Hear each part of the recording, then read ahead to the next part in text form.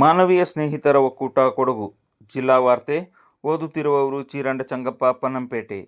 ಮುಂಗಾರು ಹಿನ್ನೆಲೆಯಲ್ಲಿ ರಾಜ್ಯದ ಎಲ್ಲ ಜಿಲ್ಲೆಗಳಲ್ಲಿ ಪ್ರಕೃತಿ ವಿಕೋಪ ನಿರ್ವಹಣೆ, ಮುನ್ನೆಚ್ಚರಿಕೆ ಹಾಗೂ ಪರಿಹಾರ ಕಾರ್ಯಗಳನ್ನು ಸಮನ್ವಯಗೊಳಿಸುವ ಉದ್ದೇಶದಿಂದ ರಾಜ್ಯ ಸರ್ಕಾರವು ಜಿಲ್ಲಾ ಉಸ್ತುವಾರಿ ಸಚಿವರನ್ನು ನೇಮಕ ಮಾಡಿದೆ.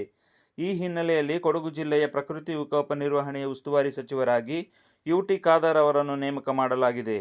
ಭಾರೀ ಮಳೆ, ಭೂಕುಸಿತ ಸೇರಿದಂತೆ ಮಳೆಗಾಲದಲ್ಲಿ ಎದುರಾಗುವ ತುರ್ತು ಪರಿಸ್ಥಿತಿಗಳನ್ನು ಸಮರ್ಥವಾಗಿ ನಿರ್ವಹಿಸುವುದು, ಜಿಲ್ಲಾಡಳಿತದೊಂದಿಗೆ ಸಮನ್ವಯ ಸಾಧಿಸುವುದು ಹಾಗೂ ಪರಿಹಾರ ಕಾರ್ಯಗಳ ಮೇಲ್ವಿಚಾರಣೆ ನಡೆಸುವುದು ಉಸ್ತುವಾರಿ ಸಚಿವರ ಪ್ರಮುಖ ಜವಾಬ್ದಾರಿಯಾಗಿರಲಿದೆ. ಮಳೆಗಾಲದಲ್ಲಿ ಸಾರ್ವಜನಿಕರು ಎಚ್ಚರಿಕೆಯಿಂದ ಇರಬೇಕು ಹಾಗೂ ಜಿಲ್ಲಾಡಳಿತ ಹೊರಡಿಸುವ ಸೂಚನೆಗಳನ್ನು ಕಡ್ಡಾಯವಾಗಿ ಪಾಲಿಸುವಂತೆ ಮನವಿ ಮಾಡಲಾಗಿದೆ. ಪುನರ್ ರಚನೆಯಾದ ಕೊಡಗು ಜಿಲ್ಲೆಯ ವಿರಾಜಪೇಟೆ, ಪೊನ್ನಂಪೇಟೆ, ಕುಶಾಲನಗರ ತಾಲೂಕು ವ್ಯಾಪ್ತಿಯಲ್ಲಿ ಬರುವ ಗ್ರಾಮ ಪಂಚಾಯಿತಿ ವ್ಯಾಪ್ತಿಯ ಅಧೀನಕ್ಕೆ ಒಳಪಡುವ ಪ್ರದೇಶವನ್ನು ಪ್ರಾದೇಶಿಕ ಚುನಾವಣಾ ಕ್ಷೇತ್ರಗಳಾಗಿ ವಿಭಜಿಸಿ ಪ್ರತಿ ಕ್ಷೇತ್ರದ ಹೆಸರು, ಕ್ಷೇತ್ರದ ವ್ಯಾಪ್ತಿ ಹಾಗೂ ಆ ಕ್ಷೇತ್ರಕ್ಕೆ ಹಂಚಿಕೆ ಮಾಡಲ್ಪಟ್ಟ ಸದಸ್ಯ ಸ್ಥಾನಗಳ ಸಂಖ್ಯೆಯನ್ನು ನಿಗದಿಪಡಿಸಿ ಕರಡು ಅಧಿಸೂಚನೆಯನ್ನು ಜಿಲ್ಲಾಧಿಕಾರಿ ಎಸ್. ಸೋಮಶೇಖರ್ ಹೊರಡಿಸಿದ್ದಾರೆ. ಕರಡು ಅಧಿಸೂಚನೆಯಿಂದ ಬಾಧಿತರಾಗಬಹುದಾದ ಸಾರ್ವಜನಿಕರು ಆಕ್ಷೇಪಣೆಗಳಿದ್ದಲ್ಲಿ ಪ್ರಕಟಣೆ ದಿನಾಂಕದಿಂದ 7 ದಿನಗಳ ಒಳಗಾಗಿ, ಅಂದರೆ ದಿನಾಂಕ 23/6/2026 ರಿಂದ ದಿನಾಂಕ 30/6/2026 ಸಂಜೆ 5 ಗಂಟೆಯೊಳಗೆ ಖುದ್ದಾಗಿ ಅಥವಾ ಅಂಚೆಯ ಮೂಲಕ ಜಿಲ್ಲಾಧಿಕಾರಿಯವರ ಕಚೇರಿ, ಕೊಡಗು ಜಿಲ್ಲೆ, ಮಡಿಕೇರಿ ವಿಳಾಸಕ್ಕೆ ಸಲ್ಲಿಸಬಹುದಾಗಿದೆ. ಅಂಚೆಯ ಮೂಲಕ ಸಲ್ಲಿಸಿದಾಗಲೂ ಈ ಕಚೇರಿಯಿಂದ ನಮೂದಿಸಿದ ದಿನಾಂಕದೊಳಗೆ ಸಲ್ಲಿಸಬೇಕು. ನಂತರ ಸ್ವೀಕೃತವಾಗುವ ಆಕ್ಷೇಪಣೆ ಪರಿಗಣಿಸಲಾಗುವುದಿಲ್ಲ ಹಾಗೂ ಅಂಚೆ ವಿಭಾಗಕ್ಕೆ ವಿಳಂಬಕ್ಕೆ ಜಿಲ್ಲಾಧಿಕಾರಿ ಹಾಗೂ ಜಿಲ್ಲಾಡಳಿತ ಕಚೇರಿ ಜವಾಬ್ದಾರರಾಗಿರುವುದಿಲ್ಲ ಎಂದು ಜಿಲ್ಲಾಧಿಕಾರಿ ಅವರು ತಿಳಿಸಿದ್ದಾರೆ. ಪೊನ್ನಂಪೇಟೆ ತಾಲೂಕು ಪಂಚಾಯಿತಿ ಸಾಮರ್ಥ್ಯ ಸೌಧದಲ್ಲಿ ಪೊನ್ನಂಪೇಟೆ ತಾಲೂಕು ಗ್ಯಾರಂಟಿ ಅನುಷ್ಠಾನ ಸಮಿತಿ ಪ್ರಗತಿ ಪರಿಶೀಲನಾ ಸಭೆಯು ತಾಲೂಕು ಗ್ಯಾರಂಟಿ ಯೋಜನೆಗಳ ಅಧ್ಯಕ್ಷ ಕಾಳಿಮಾಡ ಪ್ರಶಾಂತ್ ಅವರ ಅಧ್ಯಕ್ಷತೆಯಲ್ಲಿ ಜರುಗಿತು. ಶಕ್ತಿ ಯೋಜನೆಯಿಂದ ಕೆಲಸ ಮಾಡುವ ಮಹಿಳೆಯರಿಗೆ ಹೆಚ್ಚು ಅನುಕೂಲವಾಗಿದ್ದು, ಗೋಣಿಕೊಪ್ಪದಿಂದ ಮೈಸೂರು, ಬೆಂಗಳೂರು ಮಾರ್ಗವಾಗಿ ಚಲಿಸುವ ಬಸ್ಸುಗಳ ಸಂಖ್ಯೆಯನ್ನು ರಜಾ ದಿನಗಳಲ್ಲಿ ಹೆಚ್ಚುವರಿ ಮಾಡಿ ಸಾರ್ವಜನಿಕರು ರಜಾ ದಿನಗಳಲ್ಲಿ ಈ ಮಾರ್ಗವಾಗಿ ಹೆಚ್ಚು ಪ್ರಯಾಣಿಸುತ್ತಾರೆ.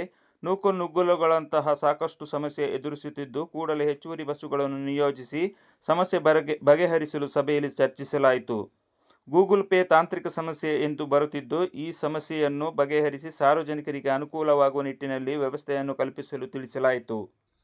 ಪೊನ್ನಂಪೇಟೆ ತಾಲೂಕಿನಲ್ಲಿ ಡಿಪ್ಲೊಮಾ ಹಾಗೂ ಐಟಿಐ ಕಾಲೇಜುಗಳಿದ್ದು, ಇಂತಹ ವಿದ್ಯಾರ್ಥಿಗಳನ್ನು ಹೆಚ್ಚು ನೋಂದಣಿ ಮಾಡಿಸಿ ಇಲಾಖೆಯಿಂದ ಹೆಚ್ಚಿನ ಪ್ರಚಾರ ಮಾಡಬೇಕು. ವಿದ್ಯಾರ್ಥಿಗಳಿಗೆ ಈ ಯೋಜನೆ ಸದುಪಯೋಗವಾಗಬೇಕು. ಆದ್ದರಿಂದ ತಾಲೂಕಿನ ವ್ಯಾಪ್ತಿಯಲ್ಲಿ ಉದ್ಯೋಗ ಮೇಳ ಕೈಗೊಂಡು ವಿದ್ಯಾರ್ಥಿಗಳಿಗೆ ಉದ್ಯೋಗ ದೊರಕಿಸಿಕೊಡುವಲ್ಲಿ ಸಹಕರಿಸಿ ಎಂದು ತಾಲೂಕು ಗ್ಯಾರಂಟಿಗಳ ಅಧ್ಯಕ್ಷ ಪ್ರಶಾಂತ್ ಅವರು ತಿಳಿಸಿದರು. ರಾಷ್ಟ್ರೀಯ ಕ್ಷಯರೋಗ ನಿರ್ಮೂಲನಾ ಕಾರ್ಯಕ್ರಮದಡಿ ಹಮ್ಮಿಕೊಂಡಿರುವ 100 ದಿನಗಳ ಕ್ಷಯಮುಕ್ತ ಅಭಿಯಾನ ಅಂಗವಾಗಿ ಜಿಲ್ಲಾ ಆರೋಗ್ಯ ಮತ್ತು ಕುಟುಂಬ ಕಲ್ಯಾಣ ಇಲಾಖೆಯ ಕ್ಷಯರೋಗ ವಿಭಾಗವು ಪಾಲಿಬೆಟ್ಟ ಕಾಫಿ ಉದ್ಯಮದ ಕ್ಯಾಂಪಸ್ನಲ್ಲಿ ವಿಶೇಷ ಆರೋಗ್ಯ ಶಿಬಿರವನ್ನು ಆಯೋಜಿಸಿತ್ತು. ಶಿಬಿರದಲ್ಲಿ ಕ್ಷಯರೋಗವನ್ನು ಆರಂಭಿಕ ಹಂತದಲ್ಲೇ ಪತ್ತೆ ಹಚ್ಚುವ ಉದ್ದೇಶದಿಂದ ಕಫ ಮಾದರಿ ಸಂಗ್ರಹಣೆ ಹಾಗೂ hand held portable chest x-ray ಪರೀಕ್ಷೆ ನಡೆಸಲಾಯಿತು. ಕ್ಷಯರೋಗವು ಸೋಂಕಿತ ವ್ಯಕ್ತಿಯ ಕೆಮ್ಮಿನ ಮೂಲಕ ಗಾಳಿಯಲ್ಲಿ ಹರಡಿ ಆರೋಗ್ಯವಂತ ವ್ಯಕ್ತಿಗೆ ತಗುಲುವ ಸಾಧ್ಯತೆ ಇರುವುದರಿಂದ ರೋಗವನ್ನು ಆರಂಭಿಕ ಹಂತದಲ್ಲಿ ಗುರುತಿಸುವುದು ಅತ್ಯಂತ ಅಗತ್ಯವಾಗಿದೆ ಎಂದು ಆರೋಗ್ಯ ಇಲಾಖೆಯ ಅಧಿಕಾರಿಗಳು ತಿಳಿಸಿದರು. ನಂತರ ನಡೆದ ಜಾಗೃತಿ ಕಾರ್ಯಕ್ರಮದಲ್ಲಿ ಚನ್ನನಕೋಟೆ ಪ್ರಾಥಮಿಕ ಆರೋಗ್ಯ ಕೇಂದ್ರದ ಆಡಳಿತ ವೈದ್ಯಾಧಿಕಾರಿ ಡಾಕ್ಟರ್ ಶಿವಪ್ಪ ಎಸ್ ಗೋಟೇಲ್ ಹಾಗೂ ಟಾಟಾ ಕಾಫಿ ಸಂಸ್ಥೆಯ ವೈದ್ಯಾಧಿಕಾರಿ ಡಾಕ್ಟರ್ ಚಂದ್ರು ಮಾಹಿತಿ ನೀಡಿದರು. ವಿರಾಜಪೇಟೆ ತಾಲೂಕಿನ ಪಳ್ಳಕೆರೆ ವ್ಯಾಪ್ತಿಯಲ್ಲಿ ಕಾಡಾನೆ ದಾಳಿಯಿಂದ ಮಹಿಳೆಯೊಬ್ಬರು ಗಂಭೀರವಾಗಿ ಗಾಯಗೊಂಡ ಘಟನೆ ನಡೆದಿದೆ. ಕೆಲಸಕ್ಕೆ ತೆರಳಿದ್ದ ಕಾರ್ಮಿಕರ ಮೇಲೆ ಏಕಾಏಕಿ ಕಾಡಾನೆಯೊಂದು ದಾಳಿಗೆ ಮುಂದಾದ ಪರಿಣಾಮ ಕಾರ್ಮಿಕರು ಭಯಭೀತರಾಗಿ ಪ್ರಾಣ ಉಳಿಸಿಕೊಳ್ಳಲು ಓಡಿದ್ದಾರೆ. ಈ ವೇಳೆ ಮಹಿಳೆಯೊಬ್ಬರು ತಪ್ಪಿಸಿಕೊಳ್ಳುವ ಸಂದರ್ಭ ಕೆಳಗೆ ಬಿದ್ದು ತಲೆ ಹಾಗೂ ಕಾಲಿಗೆ ಗಂಭೀರ ಗಾಯಗಳಾಗಿವೆ. ಸ್ಥಳೀಯರು ಕೂಡಲೇ ಗಾಯಾಳುವನ್ನು ಆಸ್ಪತ್ರೆಗೆ ಸಾಗಿಸಿ ಚಿಕಿತ್ಸೆ ಕೊಡಿಸಿದ್ದಾರೆ. ಮಡಿಕೇರಿ ನಗರದ ಕೊಡಗು ವಿದ್ಯಾಲಯದಲ್ಲಿ ಹೆಸರಾಂತ ನಾಣ್ಯ ಸಂಗ್ರಹಗಾರ ಪಿ.ಕೆ. ಕೇಶವಮೂರ್ತಿ ಅವರಿಂದ 177ನೇ ನಾಣ್ಯ ಮತ್ತು ನೋಟುಗಳ ಪ್ರದರ್ಶನ ಆಯೋಜಿತವಾಗಿತ್ತು. ಕೊಡಗು ವಿದ್ಯಾಲಯದ ಗ್ರಂಥಾಲಯದಲ್ಲಿ ಖ್ಯಾತ ನಾಣ್ಯಶಾಸ್ತ್ರಜ್ಞ ಹಾಗೂ ಅಂಚೆ ಚೀಟಿ ಸಂಗ್ರಹಕಾರರಾದ ಪಿ.ಕೆ. ಕೇಶವಮೂರ್ತಿ ತಮ್ಮ 177ನೇ ನಾಣ್ಯ ಮತ್ತು ನೋಟುಗಳ ಪ್ರದರ್ಶನವನ್ನು ಆಯೋಜಿಸಿದ್ದರು.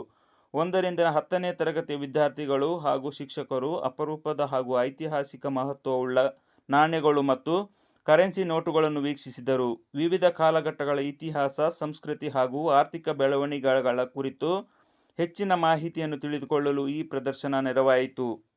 ಗುರುವಾರ ಬೆಳಿಗ್ಗೆ 8:30ಕ್ಕೆ ಕೊನೆಗೊಂಡಂತೆ ಕಳೆದ 24 ಗಂಟೆ ಅವಧಿಯಲ್ಲಿ ಸರಾಸರಿ 9.78 ಮಿಲಿಮೀಟರ್ ಮಳೆಯಾಗಿದೆ.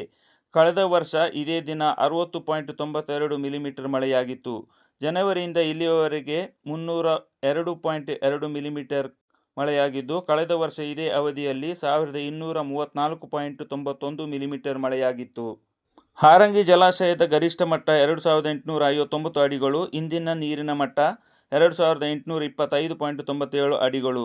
ಕಳೆದ ವರ್ಷ ಇದೇ ದಿನ 2851.34 ಅಡಿಗಳಾಗಿತ್ತು. ಇಲ್ಲಿಗೆ ಜಿಲ್ಲಾ ವಾರ್ತೆ ಮುಕ್ತಾಯವಾಯಿತು.